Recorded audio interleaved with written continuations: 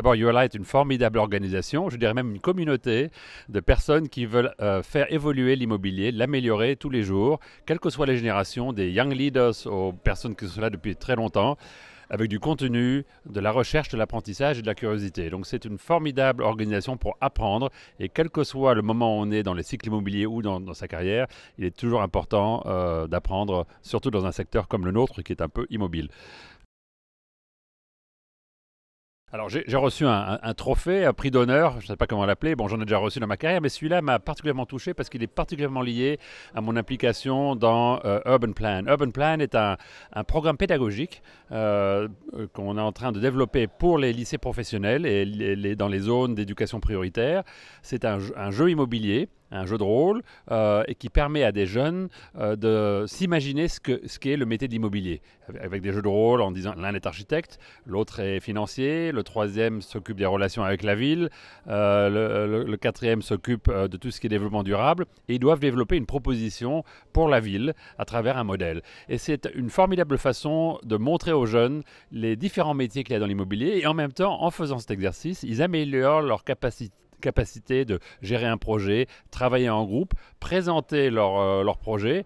Donc je pense que c'est un outil pédagogique formidable pour les jeunes, mais aussi pour, entre guillemets, les vieux, les professionnels qui viennent les aider dans cet exercice, parce que je pense qu'on apprend énormément de ces jeunes, de leur dynamisme, de leur fraîcheur de regarder les projets, de leur façon de penser. Et je pense que le risque le plus important pour nous, au stade où nous en sommes, c'est de rester dans ces certitudes, alors qu'il faut se réinventer en permanence. Et cette interaction avec ces jeunes dans les lycées est simplement enrichissante et formidable pour tous ceux qui sont impliqués.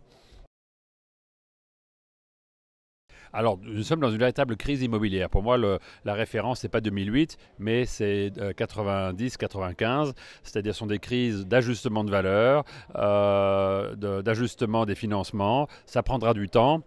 Et les banques centrales, on n'est pas leur priorité. Parce que s'ils n'avaient été leur priorité, ça fait longtemps qu'ils auraient déjà baissé les taux. Donc, il va falloir qu'on règle ça nous-mêmes. Et c'est là le challenge. Et donc, patience et apprenons de l'histoire. On s'imagine toujours que l'année prochaine, ce sera terminé. Moi, je pense que ça va prendre du temps.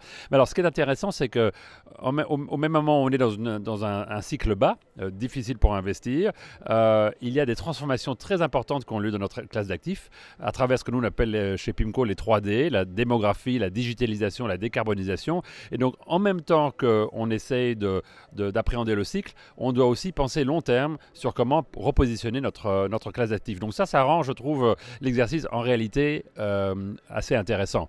Entre-temps, c'est vrai que les institutionnels ont beaucoup investi dans l'immobilier dans la décennie précédente et qu'aujourd'hui, il y a d'autres façons d'investir qui sont plus attractifs dans la dette, dans d'autres produits, mais dans l'obligataire.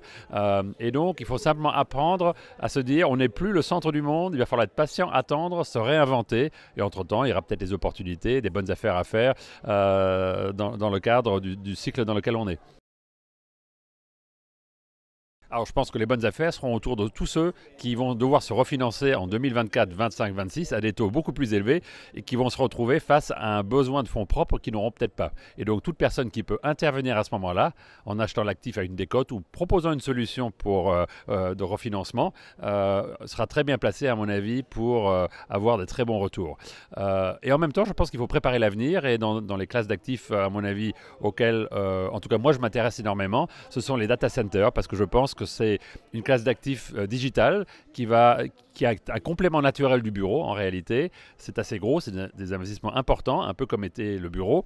Et donc je pense que s'intéresser à cette classe d'actifs digitale est quelque chose qui me passionne. En tout cas, j'essaie de comprendre ce milieu-là et voir comment ça peut être un véritable produit immobilier pour l'avenir.